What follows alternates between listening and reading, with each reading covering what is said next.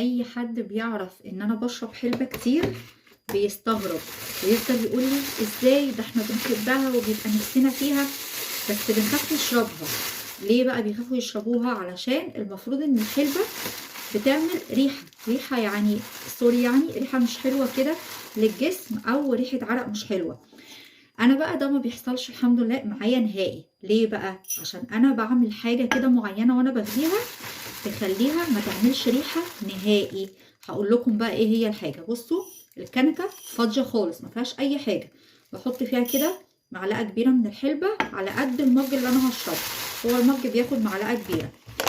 وتعالوا بقى اوريكم انا بعمل ايه. بصوا بقى كل اللي انا بعمله بعد ما بحط الحلبة في الكنكة من غير ما يبقى معاها اي حاجة خالص، بولع النار كده اهو وبحطها على النار واسيبها لحد لما تتحمص.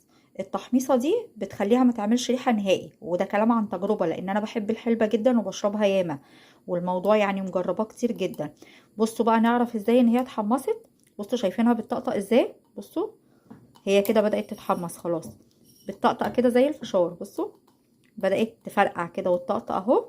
بعد بقى ما احس ان هي اتحمصت كويس قوي بروح بقى ايه حاطه الميه واسيبها بقى تغلي براحتها لحد ما تستوي. بصوا شايفين بتعمل ازاي؟ هي كده بتتحمص اهي. بصوا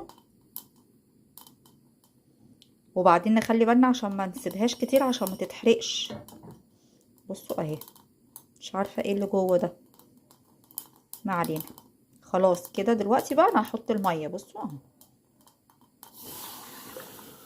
وهسيبها بقى لغايه لما يعني تستوي كده وتغلي.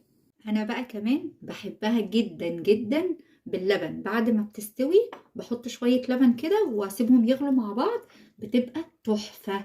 وفي الحالتين بقى سواء باللبن او من غير لبن، عشان في ناس بتحبها ساده، في الحالتين لازم تتحمص.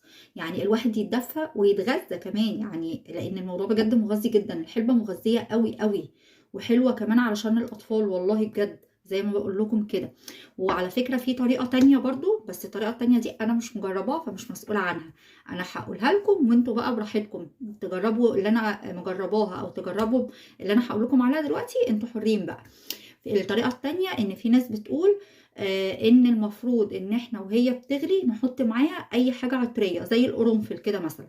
يعني نحط حلبة وقرنفل يغلوا مع بعض، فالحاجة العطرية دي هتخلي الحلبة برضو ما تعملش ريحة. بس اعتقد ان الموضوع ده مش هينفع مع الحلبة اللي بلبن، هتنفع مع الحلبة السادة بس. فانتوا حرين بقى تجربوا انهي طريقة براحتكم، بس الطريقة بتاعتي مضمونة لان انا زي ما قلت لكم بعشق الحلبة، بشربها في الشتاء على طول. فلو بتحبوا الحلبة ونفسكم فيها جربوا وما تقلقوش.